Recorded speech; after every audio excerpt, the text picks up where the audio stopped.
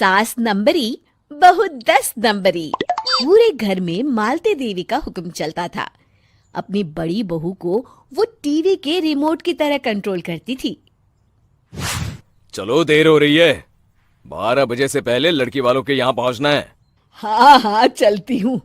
मैं तो भगवान से बस ये दुआ कर रही हूँ कि जिस तरह मेरी बड़ी बहू मेरी मुट्ठी में है, उसी तरह मेरी छोटी बहू भी मेरे इशारे पे नाचे।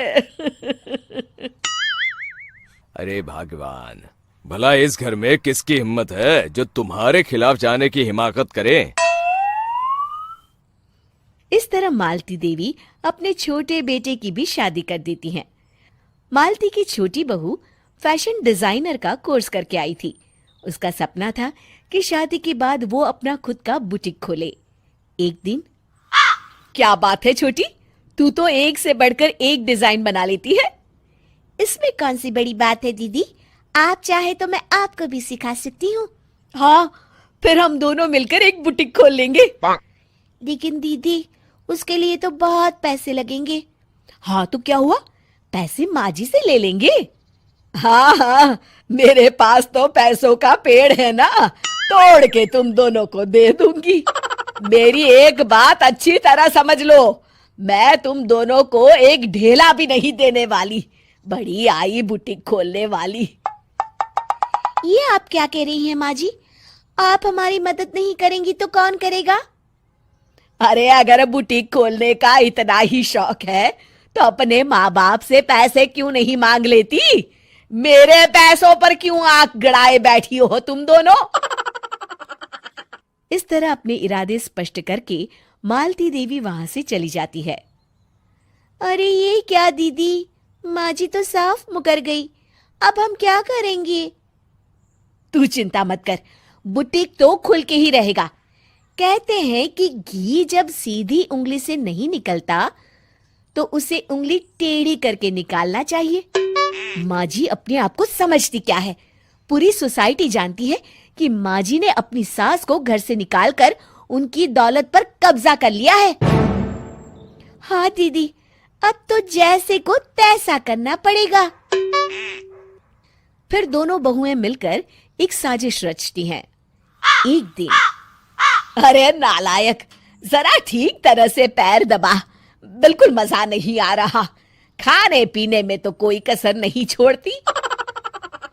तभी वहां बड़ी बहू हाथ में एक फॉर्म लेकर आती है। माँ जी, आपके लिए एक खुशखबरी है। सरकार सभी बुजुर्गों को हर महीने 10,000 रुपये पेंशन देने वाली है। अरे ये क्या कह रही है तू? क्या सच में मुझे हर महीने घर बैठे 10,000 रुपये मिलेंगे? हाँ माँ जी, दीदी सच कह रही है। कल टीवी न्यूज में इस बारे में बता रहे थे। बस आप ये फॉर्म पढ़ के इसे भर दीजिए और अपने दस्तखत कर दीजिए। मैं इन्हें ले जाकर जमा करवा देती हूँ। अरे नालायक, बड़ी कामचोर है तू। इस बुढ़ापे में कहा तुम मुझसे फार्म भरवा रही है, खुद ही भर ले। मैं दस्तखत कर देती हूँ। ठीक है माँ जी। फिर बड़ी बहू बड़ी चालाकी से फॉर्म के पन्नों के बीच प्रॉपर्टी के पेपर छिपा कर रख देती है और उन पर मालती देवी के दस्तखत करवा लेती है। कुछ दिनों के बाद मालती देवी अपने पति के साथ 2 दिनों के लिए अपने एक रिश्तेदार के यहाँ जाती है। दूसरी तरफ दोनों बहुएं पूरे घर पर अपना कब्जा कर लेती हैं। मालती देवी जब अपने रिश्तेदार के यहाँ से लौटती हैं, तब अपने कमरे में ताला लगा देख आग बबूला हो जाती है। अरे नालायको, मेरे कमरे में इतना बड़ा ताला किसने लगाया है? माँ जी, ये कमरा तो मैंने अपने बेटे रोहन को दे दिया है और आज से आप बाहर कोने में जो छोटा कमरा बना है ना, वहां रहेंगी। अच्छा, मैं उस सड़ेले कमरे में रहूंगी है? तेरी ये कहने की हिम्मत भी कैसे हुई? और मेरी इजाजत के बिना मेरा कमरा देने वाली तू होती कौन है? लगता है तू भूल गई, इस घर की मालकिन मैं हूं। तभी वहां छोटी बहू आती है। अरे माँ जी, आप इस घर की मालकिन नहीं है। अब इस घर की नई मालकिन हम दोनों बहुएं हैं। ये देखिए, इन प्रॉपर्टी के पेपर पर आप ही के दस्तखत है। अरे भाग्यवान, ये तुमने क्या कर दिया? दस्तखत करने से पहले एक बार ठीक से पढ़ तो लेती। अरे लेकिन मेरी बहुएं मेरे साथ ऐसा कैसे कर सकती है? अरे तो इसमें कौन सी अचरज की बात है?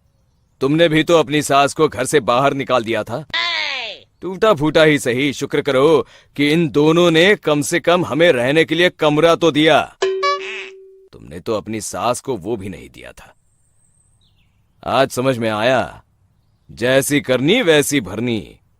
चलो अपना सामान उठाओ और चलते हैं। ए सुनो ना, एगो बात सुनो ना, इलू इलू लव यू कहो ना। ए सुनो ना, एगो बात सुनो ना, इलू इलू लव यू बोलो ना। अरे तुम मेरी, अरे तुम मेरे प्यारी गर्लफ्रेंड बन जाओ और मैं तेरा दीवाना